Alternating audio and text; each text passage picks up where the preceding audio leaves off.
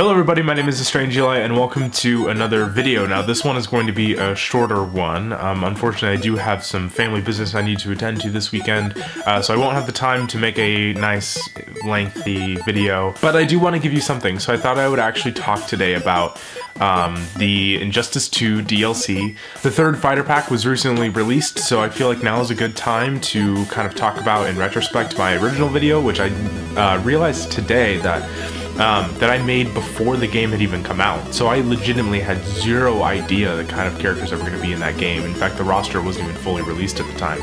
So these 9 DLC characters that have thus far been announced, and most of them have been released at this point, now I want to take the chance to finally talk about them and see how correct I was to my original list. So just to recap that video so you don't have to go watch that monstrosity of an editing clusterfuck.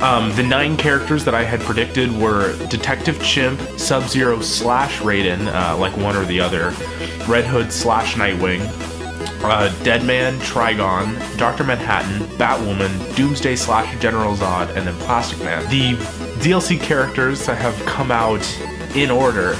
The first one was Red Hood. So right off the bat, I was right. Red Hood was introduced into the game. However, that wasn't really surprising. I think that most people expected Red Hood to be in the game. Starfire was a little bit of a surprise, although I knew that we needed more female characters. That's why I said stuff like Batwoman. But it's interesting to get Starfire into a game because it's, you know, she's part of the Titans that got lost in the Phantom Zone in the Injustice storyline. So it's kind of cool.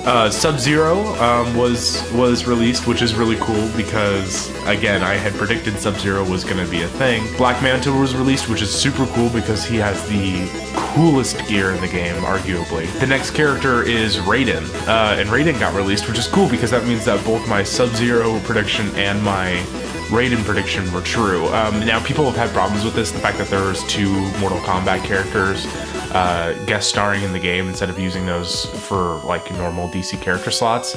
And we'll see as time goes on, they chose to kind of stray away from that a bit, which is fine because it seems like now that there's more guest characters, it seems like that's more of like an okay thing for them to have done, instead of just putting more DC characters into the game. So, but then after that they put in the Atom, the shrinking guy, which we kind of knew because around the time that the first DLC set came out, they had silhouettes in the spots of all the upcoming characters, and there was one that was very, very small, which obviously was the Atom. Like, there was no way that it couldn't have been the Atom. The one that was most recently released as of filming this video, I think is Hellboy, which is really, really cool, because I've been a big Hellboy fan for a really long time, and so to see Hellboy get introduced into the game is really awesome. Again, people had problems with it being like another guest character taking up a DC Comics character slot, but I think at this point people were just like, oh,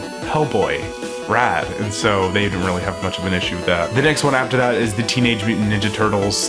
They were announced in the most recent Fighter Pack video, and having the Teenage Mutant Ninja Turtles is crazy cool. I wasn't as much of a fan of the Teenage Mutant Ninja Turtles growing up, but they are really cool in design and they are really fun. But I'm really excited to see how that character plays and looks after that fighter pack comes out. And the last one that was announced was Enchantress, and Enchantress is obviously cool because she's the villain of Suicide Squad 2.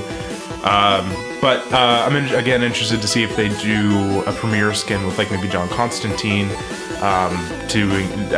because people really wanted Constantine to be in the game. This is like a good way to kind of include him but not also have him as his own separate character. Alright, so out of the 9 characters, 3 of my predictions were right, which is cool, but that's only 1/3, so I guess I get a failing grade on that one. I'm really, really excited for these upcoming DLC characters. I love the ones that have already been released, especially Black Manta. Black Manta plays incredibly well and very, very fun. Anyways, guys, this is gonna be it for this video, so if you like this shorter video, go ahead and give it a thumbs up.